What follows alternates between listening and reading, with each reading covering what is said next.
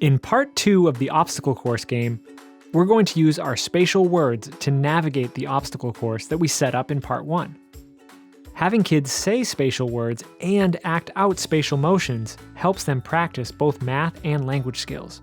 We'll be using 4 spatial word cards for this obstacle course, but you can use as many as you like and even make up your own spatial cards to practice different words.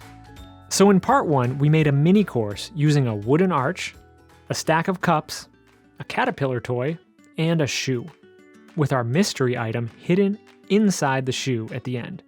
And just as a reminder, we could have also made a big course with larger items like a table, chair, box, and a pillow. Now the child is going to work their way through the obstacle course, or in the case of our mini course, we'll be moving this little puppy here. So my puppy starts out and arrives at the first object, the wooden arch. Now I'm going to hold out the spatial word cards and let the child pick one. Let's say they pick under. So I can say, "Can you show me how you go under the arch?" And the child would show us under. Then we'll do the same thing for all the other items in the course, choosing spatial words to decide how to move past each item. So next we get to the stack of cups, and the child picks around. Then over for the caterpillar. Then for the last part, inside. And they'll go inside the shoe and retrieve the mystery item.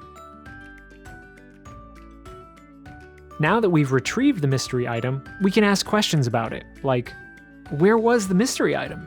Was it inside or next to, under, between?